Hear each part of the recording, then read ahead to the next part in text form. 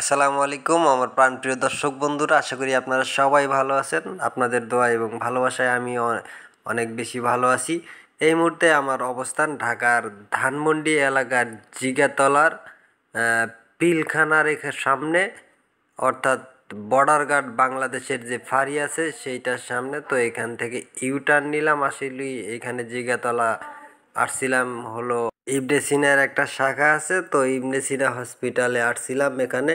তো এখান থেকে ইউটার্ন নিলাম, ইউটার্ন নিতে আর একটা জিনিস খেয়াল করে দেখলাম যে আপনারা অনেকে কাচ্চি ভাইয়ের নাম শুনেছেন বা অনেকে কাচ্চি ভাইও দেখেছেন, কিন্তু কাচ্চি ভাবি দেখেছেন কি না আমি সঠিক জানি না। তো এই মোড়েই দেখলাম যে কাচ্চি ভাবি লেখা, তার মানে এখানে কাচ্চি ভাবিও আছে। ঢাকার ভিতরের ভিআইপি এলাকা গুলশান, বনানী, বারিধারা, বসুন্ধরা, আবাসিক, ঠিক তেমনি ধানমন্ডিও ঢাকার ভিতরে একটা ভিআইপি এলাকা। তবে ধানমন্ডি বর্তমানে এইটা একদম রেস্টুরেন্ট এলাকা হিসেবে পরিচিত হয়ে গেছে। কিছুদিন আগে একটা রেস্টুরেন্টে ঝামেলা হয়েছিল, তার থেকে আসলে প্রকাশ হয়ে গেছে যে আসলে ধানমন্ডিতে কি পরিমাণে রেস্টুরেন্ট। এক একটা বিল্ডিংয়ে কি বলবো যে এক একটা 10-12 তলা বিল্ডিং দেখা গেছে যে পুরাটাই রেস্টুরেন্ট, এরকম একটা অবস্থা। তো ধানমন্ডিকে বর্তমানে রেস্টুরেন্ট এলাকা বলা যেতে পারে। তো আমি ধানমন্ডির সৌন্দর্য দেখতে দেখতে জিগাতলা থেকে ধানমন্ডি হয়ে আমি মোহাম্মদপুরের দিকে যাব। তো এই রাস্তাতেই আসি। দেখেন রাস্তাটা এখন বর্তমানে ক্লিয়ার, আজকে যদিও সরকারি ছুটির দিন শনিবার।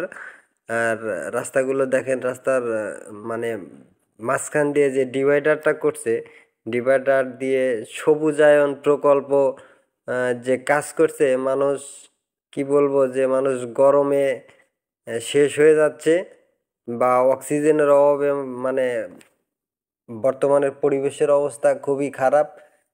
সেই জায়গায় তারা সৌন্দর্য বর্ধনের জন্য বা অক্সিজেনের জন্য রাস্তার মাঝখান দিয়ে গাছ লাগিয়েছে। খুব সুন্দর পরিবেশ দেখা যাচ্ছে। আসলে এই রাস্তায় প্রচুর পরিমাণে যানজট থাকতো, তো নতুন করে এই ডিভাইডার দেওয়াতে মানে কি বলবো যে অনেক দূরে দূরে সেই একটা করে ইউটার্ন দিছে বা কাটা দিছে, এই জন্য মানে সব জায়গায় দিয়ে মানুষ ইউটার্ন বা কাটা নাই, এই জন্য ঢুকতে পারে না। এই কারণে আগের তুলনায় এখন যানজটটা অনেক কম। তো চলে আসলাম ধানমন্ডি 27-এর দিকে, অনেক টানাটানি করে দেখালাম আপনাদেরকে।